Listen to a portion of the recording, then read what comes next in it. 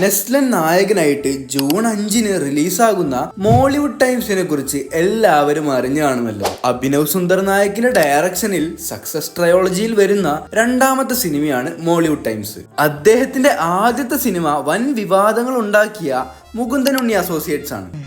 വിശ്വാസം നല്ല ഇങ്ങനെ ഊമ്പിത്തിരിഞ്ഞിരിക്കുമ്പോ എന്തെങ്കിലുമൊക്കെ ആലോചിച്ച് സമാധാനിക്കാലോ. ആരാ അവിടെ കിടന്ന് ബഹളം ഉണ്ടാക്കുന്നത്?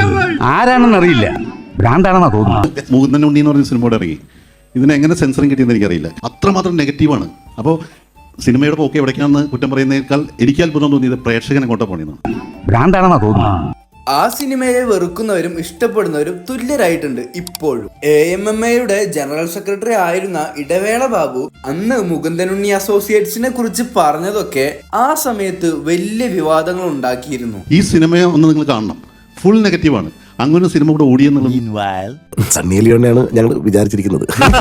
കിട്ടിയാ പഠിക്കും, കിട്ടാനാ പാട്. എന്ത് കിട്ടാനാ പാട്. മലയാളത്തിലെ ഏറ്റവും ഫ്രഷ് ആയിട്ട് വന്ന ഡാർക്ക് കോമഡി മൂവീസിന് മലയാളത്തിൽ ഒരു ബെഞ്ച് മാർക്ക് ഇട്ട ഈ സിനിമ എങ്ങനെയാണ് മറ്റു സിനിമകളിൽ നിന്നും വ്യത്യസ്തമാകുന്നത് എന്ന് നമുക്കിന്ന് ഈ വീഡിയോയിലൂടെ നോക്കാം. മുകുന്ദൻ ഉണ്ണി അസോസിയേറ്റ്സിന്റെ കഥ ഒരു നെറ്റ്ഷെല്ലിൽ പറയുവാണെങ്കിൽ, നന്നായിട്ട് ഹാർഡ് വർക്ക് ചെയ്യുന്ന ഫ്യൂച്ചറിൽ സക്സസ് ആഗ്രഹിക്കുന്ന നായകൻ ഫ്രം സീറോ അവന് ഡ്രീമിലേക്ക് എത്തിച്ചേരുന്നതാണ് കഥ. പക്ഷേ ഇറ്റ്സ് നോട്ട് ദാറ്റ് സിമ്പിൾ. ഇതുപോലെ ഡ്രീമിലേക്ക് എത്തിച്ചേരുന്ന കുറെ സിനിമകൾ നമ്മൾ മലയാളത്തിൽ തന്നെ മുമ്പ് കണ്ടിട്ടുണ്ടല്ലോ. എക്സാമ്പിൾ ആയിട്ട് വിക്രമാദിത്യൻ, എബി, ജേക്കബിന്റെ സ്വർഗരാജ്യം, അങ്ങനെ കുറെ ഉണ്ടത്. അതിൽ നിന്നെല്ലാം ഡിഫറെന്റ് ആയിട്ടുള്ള മുകുന്ദൻ ഉണ്ണി തുടങ്ങുന്നത് തന്നെ പാരമ്പര്യമായിട്ടുള്ള ഒരു ക്ലീശ ബ്രേക്ക് ചെയ്തിട്ടാണ്. എല്ലാ സിനിമയുടെയും തുടക്കത്തിൽ ഒരുപാട് പേരോട് നന്ദി പറഞ്ഞു കാണിക്കാറുണ്ട്. പക്ഷെ ഈ സിനിമ തുടങ്ങുന്നത് തന്നെ ഞങ്ങൾക്ക് ആരോട് നന്ദി പറയാനില്ല എന്ന് പറഞ്ഞിട്ടാണ്. സിനിമയുടെ ഡയറക്ടർ ഈ സ്ക്രിപ്റ്റ് 7ഓളം ആക്ടേഴ്സിനോട് പറഞ്ഞ് അവരൊക്കെ റിജക്ട് ചെയ്തു. അദ്ദേഹം ഈ സ്ക്രിപ്റ്റ് എഴുതിയത് പോലും നിവിൻ പോളിക്ക് വേണ്ടിയിട്ടായിരുന്നു. നിവിൻ പോളിയും ഓഫ് കോഴ്സ് റിജക്ട് ചെയ്തു. എന്തു പറയാനാ, അദ്ദേഹത്തിന് നഷ്ടം. അങ്ങനെ അവസാനം വിനീത് ശ്രീനിവാസന്റെ അസിസ്റ്റന്റ് ഡയറക്ടർ എന്ന കണക്ഷൻ വെച്ച് ആള് സമ്മതിച്ചിട്ട് ചെയ്തതാണ് മുകുന്ദൻ ഉണ്ണി. സോ ഇൻഡസ്ട്രിയിൽ ആരോട് നന്ദി പറയാനില്ല എന്ന് പറഞ്ഞത് ഇറ്റ് മേക്ക് സെൻസ്. എടാ, സിനിമ ഒരു ക്രിയേറ്റീവ് അപ്രോച്ച് ആണ്. ഈ സിനിമ from beginning to the end crew അവർക്ക് കഴിയുന്ന മാക്സിമം ക്രിയേറ്റിവിറ്റി സിനിമയിൽ ചെയ്തിട്ടുണ്ട്. ഫോർ എക്സാമ്പിൾ, സിനിമയുടെ തുടക്കത്തിൽ കാണിക്കുന്ന നോ സ്മോക്കിങ്ങിന്റെ വോയിസ് ഓവർ മുതല് ഇവര് സിനിമയിൽ ആസ്പെക്ട് റേഷ്യോ വെച്ചിട്ടൊക്കെ കളിച്ചിട്ടുണ്ട്. അതൊക്കെ ബാക്കി നമുക്ക് വഴിയെ പറയാം. ഇപ്പൊ ഇത്ര കണ്ടാ മതി. സോ മുകുന്ദൻ ഉണ്ണി അസോസിയേറ്റ്സിനെ ഇത്രയും യുണീക്ക് ആൻഡ് ഡിഫറെന്റ് ആക്കുന്നത് 4 ഫാക്ടേഴ്സ് ആണ്. അതിൽ ആദ്യത്തേത് വോയിസ് ഓവർ ആണ്. സിനിമയിൽ കൂടുതൽ നേരം മെയിൻ ക്യാരക്ടർ സൈലന്റ് ആയിരിക്കും, പക്ഷേ മനസ്സിലാള് ചിന്തിച്ചുകൊണ്ടേ ഇരിക്കുന്നുണ്ട്. ആവറേജ് ഒരു കേസിന് എത്ര കിട്ടും വക്കീലെ? കൂടെ നടത്തി എല്ലാം പഠിപ്പിച്ചു തന്നു മണ്ടൻ. ഇപ്പൊ നിന്ന് വേർക്കുന്നു. കഴിഞ്ഞില്ലേ? ഒരു മിനിറ്റ്. കഴിഞ്ഞു, തീർന്നു, പോയിക്കോളൂ. ആൻഡ് നമ്മളെ ഓഡിയൻസ് ഒക്കെ ആളുടെ ബ്രെയിനിനകത്താണ്. ഓഡിയൻസിന്റെ അടുത്ത് കമ്മ്യൂണിക്കേറ്റ് ചെയ്യുന്നതൊക്കെ ഓൺ പോയിന്റ് ആയിരുന്നു. വിനീതിന്റെ കിടിലൻ പെർഫോമൻസും ഈ വോയിസ് ഓവറും കൂടി ആയിട്ട് ക്യാരക്ടറിന്റെ ഡെപ്ത് അത് വല്ലാതെ അങ്ങ് കൂടുന്നുണ്ട് സിനിമയില്.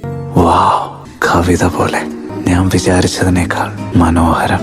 അത് മാത്രമല്ല, വിനീതേട്ടനെ ഇങ്ങനെ ഒരു റോളില് നമ്മൾ ആരും മുമ്പ് കണ്ടിട്ടില്ലാത്തത് കൊണ്ട് ഇത് കാണാൻ നല്ല റീഫ്രഷിംഗ് ആയിരുന്നു. ആൻഡ് ഈ മൈൻഡ് വോയിസിലൂടെ സിനിമയുടെ ഫസ്റ്റ് 15 മിനിറ്റിനുള്ളിൽ തന്നെ ക്യാരക്ടർ എന്താണെന്നും സിനിമയുടെ ലോകം എന്താണെന്നും നമ്മൾക്ക് എല്ലാവർക്കും നല്ലൊരു ഐഡിയ തരുന്നുണ്ട്. സാറിന്റെ ഹോസ്പിറ്റലിന്റെ തൊട്ടടുത്താണ്, കൽപ്പറ്റയില്. അതിന് ഞാൻ എന്ത് ചെയ്യണം? നാളെ മുതൽ നീ വരണ്ട. That was quick and unexpected. അങ്ങനെ 14-ാം മിനിറ്റിൽ തന്നെ സിനിമ ട്രാക്കിലേക്ക് കയറുകയാണ്. സുരാജിന്റെ ക്യാരക്ടർ സിനിമയിലേക്ക് വരുന്നതും ആളുടെ വേ ഓഫ് മണി മേക്കിംഗ് നായകൻ മനസ്സിലാക്കുന്നതും അതിലൂടെ തന്റെ ഡ്രീം അച്ചീവ് ചെയ്യാനുള്ള ഒരു വഴി കണ്ടുപിടിച്ച നായകൻ ഇനി ആ ഒരു പൊസിഷനിൽ എത്താൻ വേണ്ടി ആള് എന്തൊക്കെ ചെയ്യും എന്നുള്ളതാണ് ബാക്കി സിനിമയുടെ കഥ. അവിടെയാണ് രണ്ടാമത്തെ ഫാക്ടർ. നായകന് യാതൊരു എത്തിക്സും ഇല്ല. ഈ ലോകത്ത് 2 തരം ആളുകളേ ഉള്ളൂ, ചൂഷണം ചെയ്യുന്നവരും ചൂഷണം ചെയ്യപ്പെടുന്നവരും. ഞാനിതിൽ ആദ്യത്തെ കാറ്റഗറി ആവാൻ തീരുമാനിച്ചിരിക്കുകയാണ്. അങ്ങനെ ഒരു ക്യാരക്ടർ നായകനായിട്ട് വരുന്നത് മലയാള സിനിമയിൽ റയറാണ്. ലക്ഷ്യത്തിലേക്ക് എത്താൻ വേണ്ടി ഏറ്റവും സെൽഫിഷ് ആയിട്ടുള്ള മനുഷ്യരുടെ വികാരങ്ങളായ അസൂയ, പക, അഹങ്കാരം അതെല്ലാം മെയിൻ ട്രൈറ്റ്സ് ആയിട്ടുള്ള ഒരു ഗ്രേ ഷെയ്ഡിൽ നിന്നിരുന്ന നായകൻ ലിമിറ്റേഷൻസ് ഒന്നുമില്ലാതെ സെൽഫിഷ് ആയിട്ടുള്ള കാര്യങ്ങൾ ചെയ്ത് ഡ്രീമിലേക്ക് എത്തിച്ചേരാൻ പോവുകയാണ്. സിനിമയുടെ തുടക്കത്തിൽ എഴുതി കാണിക്കുന്ന മുകുന്ദൻ ഉണ്ണി പറയുന്ന ഒരു കോട്ട് ഉണ്ട്. ഇത് സിനിമയിലെ ഒരു കോർ എലമെന്റ് ആണ്. ആദ്യം ഗ്രേ ആയിട്ടുള്ള ക്യാരക്ടർ ജീവിത ജീവിതത്തിന്റെ ഒരു ഫേസിന് ശേഷം കട്ട ഡാർക്ക് അല്ലെങ്കിൽ ബ്ലാക്ക് ആവുകയാണ്. നമ്മളൊക്കെ കണ്ടു ശീലിച്ചിട്ടുള്ള നന്മമരങ്ങളായ നല്ലത് മാത്രം ചെയ്യുന്ന എത്തിക്കലി ജീവിക്കുന്ന ഒരു നായകനെയല്ല മുകുന്ദനുണ്ണി. ഇത് നമുക്ക് വലിയ പരിചയമില്ലാത്ത ഒരു പുതിയ പേഴ്സ്പെക്റ്റീവും ഒരു റിയലിസ്റ്റിക് ആയിട്ടുള്ള കാര്യവുമാണ്. മനുഷ്യന്മാരൊക്കെ മനസ്സിൽ നന്മ മാത്രം ഉള്ളവരല്ലല്ലോ. എല്ലാവരുടെയും ഉള്ളിൽ ചെറിയ രീതിയിൽ ഗ്രേ ഷെയ്ഡ് ഒക്കെ ഉണ്ടാകും. അതിന്റെ ഒരു എക്സാജറേറ്റഡ് വേർഷനാണ് മുകുന്ദനുണ്ണി. അതിലൂടെ തന്നെ ചേർത്ത് പറയാൻ പറ്റുന്ന സിനിമയുടെ മറ്റൊരു പോസിറ്റീവാണ് സിനിമ ഒരിക്കലും മുകുന്ദനുണ്ണി ചെയ്യുന്നതിനെ ഗ്ലോറിഫൈ ചെയ്യുന്നില്ല എന്നുള്ളത്. അതിനുദാഹരണമാണ് സിനിമയുടെ തുടക്കത്തില് മുകുന്ദനുണ്ണിക്ക് കിട്ടുന്ന അവഗണനകള്. സൊസൈറ്റി എവിലായിട്ടുള്ള ആൾക്കാരെ അടുപ്പിക്കില്ല എന്നുള്ളത് അവിടെ വരച്ചു കാണിക്കുന്നുണ്ട്. ആൻഡ് തേർഡ് ഫാക്ടറാണ് സ്പൂൺ ഫീഡിങ്. അത് അറിയാത്തവർക്കായിട്ട് ജസ്റ്റ് ഒന്ന് പറഞ്ഞുതരാം. ഈ സിനിമകളിലൊക്കെ ഓരോ സംഭവങ്ങൾ നടക്കുമ്പോൾ അതിങ്ങനെ പറഞ്ഞു തരില്ല നമുക്ക്, അതിങ്ങനെയാണ് ഇതങ്ങനെയാണ് എന്നൊക്കെ പറഞ്ഞിട്ട്. ആ ഒരു ബോറിംഗ് ആയിട്ടുള്ള പരിപാടി അതാണ് സ്പൂൺ ഫീഡിങ്. പക്ഷേ ഈ സിനിമയിൽ സ്പൂൺ ഫീഡിങ് ഉപയോഗിച്ചിരിക്കുന്ന way that was so good. മുകുന്ദനുണ്ണിയുടെ കാം ആൻഡ് സ്റ്റേബിൾ ആയിട്ടുള്ള സിനിമാറ്റോഗ്രാഫി പോലെ തന്നെ ആ ഒരു സമാധാനമായിട്ടുള്ള വൈബ് ഒട്ടും നഷ്ടപ്പെടുത്താത്ത രീതിയിലുള്ള ആനിമേഷൻസ് വെച്ചാണ് കൂടുതലും സ്പൂൺ ഫീഡിങ് ചെയ്തിരിക്കുന്നത്. ഉദാഹരണത്തിന് ഈ ഹാലൂസിനേഷൻ എന്താണെന്ന് സിനിമയിൽ പറഞ്ഞു തരുന്നുണ്ട്. അതും ഹാലൂസിനേഷൻ എന്താണെന്ന് അറിയുന്നവർക്ക് പോലും ബോറടിക്കാത്ത രീതിയിൽ. Hallucination, an experience involving the apparent perception of something not present. ആദ്യമായി എനിക്കത് നടന്നത് 1992-ൽ അപ്പൂപ്പൻ നടക്കാൻ ഇറങ്ങിയപ്പോൾ പടക്കമെറിഞ്ഞ് പൊട്ടിച്ച് കൊന്നപ്പോഴാണ്. ഫോർത്ത് ഫാക്ടർ ആണ് ക്യാരക്ടറിന്റെ ഇവല്യൂഷൻ ആൻഡ് അതിലെ ക്ലീഷേ ബ്രേക്കിംഗും. തന്റെ ഡ്രീമിലേക്ക് എത്താനായിട്ടുള്ള പരിശ്രമത്തില് മുകുന്ദനുണ്ണി ഓരോ സ്റ്റെപ്പ് കഴിയും തോറും കൂടുതൽ കൂടുതൽ ചെറ്റത്തരങ്ങൾ കാണിക്കുകയാണ്. ഫസ്റ്റ് കറപ്റ്റഡ് ആയിട്ടുള്ള സുരാജിന്റെ ക്യാരക്ടറിനെ കൊല്ലുന്നു, ദെൻ ആളുടെ ഭാര്യയെ ഭീഷണിപ്പെടുത്തുന്നു, പിന്നെ ബിസിനസ് പാർട്ട്ണറെ കൊല്ലുന്നു. ഇതിനിടയിൽ പ്ലാനൊക്കെ പൊളിഞ്ഞ് ഒറ്റക്ക് സൂയിസൈഡ് ചെയ്യുന്നതിന് പകരം ഒരു ബസ്സിലെ മുഴുവൻ പേരെയും കൊലക്ക് കൊടുക്കുന്നു. ആൻഡ് അറ്റ് ലാസ്റ്റ് ഒരു കുട്ടി മരിച്ചിട്ടും തന്റെ സക്സസിന് വേണ്ടി ബാക്കി എല്ലാവരും ഡെഡ് ആയാലും കുഴപ്പമില്ല, ആ പണത്തിന് വേണ്ടി ബാക്കി എല്ലാ കുട്ടികളെയും അപകടത്തിലാക്കുന്നു.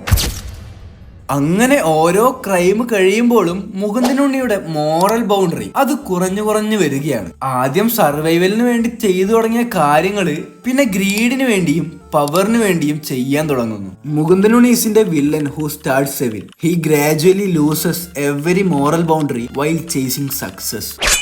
ആൻഡ് അറ്റ് ലാസ്റ്റ് നായകൻ തനിക്കെതിരെ നിന്ന എല്ലാവരെയും അൺഎത്തിക്കൽ വഴിയിലൂടെ തോൽപ്പിച്ച് തന്റെ സക്സസ് നേടിയെടുക്കുന്നു. It was a perfect climax. ഇവിടെ വരുന്ന ക്ലീഷേ ബ്രേക്കിംഗ് നൈസായിരുന്നു. തെറ്റ് ചെയ്ത നായകൻ അവസാനം തോൽക്കണം എന്ന് യാതൊരു നിർബന്ധവും ഇല്ല. ഇവിടെ നായകൻ ചത്തു എന്ന് പറഞ്ഞ് ഫണ്ണായിട്ട് ആനിമേഷൻസ് ഒക്കെ കാണിച്ച് ജീവിതത്തിലേക്ക് തിരിച്ചു വരുന്നുണ്ട്. അപ്പൊ ഞാൻ ചത്തില്ലല്ലേ? I am back. വീണ്ടും ഭൂലോകം. അത് അടിപൊളി പരിപാടിയായിരുന്നു. കോസിയൂനോ തെറ്റ് ചെയ്യുന്നവരെ ദൈവം പന പോലെ വളർത്തും എന്നല്ലേ? അങ്ങനെ എടുക്കുന്നവർക്ക് ഈ കഥ ആ ഒരൊറ്റ കോർ ഐഡിയ വെച്ചെടുക്കാം. ഓർ എൽസ് ക്ലൈമാക്സിൽ നായിക പറയുന്ന ഈ ഡയലോഗ്, എനിക്ക് കർമ്മയിൽ വിശ്വാസമുണ്ട്. വിശ്വാസം എന്നല്ല, ഇങ്ങനെ ഊമ്പിത്തിരിഞ്ഞിരിക്കുമ്പോ എന്തെങ്കിലുമൊക്കെ ആലോചിച്ച് സമാധാനിക്കാലോ. കർമ്മ എന്നൊക്കെ പറയുന്നത് നമ്മളെ തന്നെ ആശ്വസിപ്പിക്കാൻ സ്വയം വിശ്വസിക്കുന്ന ഒരു കാര്യമാണ്. അല്ലാതെ കർമ്മ ഈസിന്റെ ഓൾവേസ് ബൂമറാങ്. ലൈഫ് ഇങ്ങനെയൊക്കെയാണ്, ജീവിതം ഒരിക്കലും ഫെയർ ആയിരിക്കില്ല, അതാണ് അതിന്റെ റിയാലിറ്റി. സോ ഒരു ഡയറക്ടർ മോറൽ വാല്യൂസിനെ കുറിച്ച് ചിന്തിക്കാതെ പാരമ്പര്യമായിട്ട് സിനിമ എടുക്കുന്ന ഫോർമാറ്റിനെ കുറിച്ചും ചിന്തിക്കാതെ അയാൾക്ക് ഇഷ്ടമുള്ള രീതിയിൽ എടുത്ത സിനിമ, അതാണ് അഭിനവ് സുന്ദർ നായകിന്റെ മുകുന്ദനുണ്ണി അസോസിയേറ്റ്സ്. ആൻഡ് ഓൾസോ ആ കാര്യങ്ങളെ കുറിച്ചൊന്നും ചിന്തിക്കണമെന്ന് യാതൊരു നിർബന്ധവും ഇല്ല. At the end of the day എല്ലാ സിനിമക്കും ഒരു മെസ്സേജ് വേണമെന്നില്ല. ക്യാരക്ടർ എവല്യൂഷനിൽ പറയേണ്ട മറ്റൊരു കാര്യമാണ് ഇതിന്റെയൊക്കെ തുടക്കത്തിൽ ഗേൾ ഫ്രണ്ടിനെ ബ്രേക്കപ്പ് ആക്കിയിട്ട് അയാൾക്ക് ചേർന്ന ഒരു പാർട്ട്ണറെ ചൂസ് ചെയ്യുന്നത്. ഡോക്കില് താൻ വിൻസെന്റ് ഡോക്ടറെ തോപ്പിക്കാനല്ലേ എന്നെ പ്രപ്പോസ് ചെയ്തേ? എന്റെ ഇൻട്രസ്റ്റ് റേറ്റ് നോക്കിയിട്ടാണല്ലോ മീനാക്ഷി എന്നോട് യെസ് പറഞ്ഞു. ആ ഒരു കോംബോ സ്ക്രിപ്റ്റിനൊരു ബോണസ് ആയിരുന്നു. പിന്നെ വേറെ കുറെ ആൾക്കാരുണ്ട് ഈ സിനിമ സൊസൈറ്റിക്ക് ചീത്ത മെസ്സേജ് ആണ് കൊടുക്കുന്നത് എന്നൊക്കെ പറഞ്ഞിട്ട്. അവരോടൊക്കെ ഇപ്പൊ എന്ത് പറയാനാ? മാർക്കോയാണ് കേരളത്തിൽ വയലൻസ് കൂടാൻ കാരണം എന്ന് പറഞ്ഞ ടീംസ് തന്നെയായിരിക്കും അത്. എല്ലാ സിനിമയിലും ഒരു നല്ല മെസ്സേജ് ഉണ്ടായിരിക്കണം എന്നൊന്നുമില്ല. നേരത്തെ പറഞ്ഞ പോലെ സിനിമ എന്റർടൈൻമെന്റിന് വേണ്ടി മാത്രമായിട്ടും കാണാം. പിന്നെ ഇതൊക്കെ കുട്ടികൾ കണ്ടിട്ട് ഇൻസ്പയർഡ് ആവും എന്ന് പറയുന്നവരോട്, അതിപ്പോ ഈ സിനിമ മാത്രമല്ല, ഒരു നല്ലവനായ നായകനുള്ള സിനിമയിലും കുട്ടികൾ ഇൻസ്പയർഡ് ആവാൻ പാടില്ലാത്ത കുറെ കാര്യങ്ങളുണ്ടാകും. കുട്ടികൾക്ക് സിനിമ കാണുന്നുണ്ടെങ്കിൽ അതിനുശേഷം അവരുമായി ഡിസ്കസ് ചെയ്ത് സിനിമയിലെ തെറ്റും ശരിയും ഒക്കെ പൂർണ്ണമായിട്ടും പറഞ്ഞു കൊടുക്കേണ്ട ഉത്തരവാദിത്തം അത് പേരൻസിനാണ്. So yeah, I hope you like it and comment your opinions guys. നമുക്ക് കമന്റ് ബോക്സിൽ ഡിസ്കസ് ചെയ്യാം. സോ വീഡിയോ ഇഷ്ടപ്പെട്ടാൽ ലൈക്ക് ചെയ്യുക, ഇഷ്ടപ്പെട്ടില്ലെങ്കിൽ ഡിസ്ലൈക്ക് അടിച്ചോ. If you like the content do subscribe. Take care, bye by.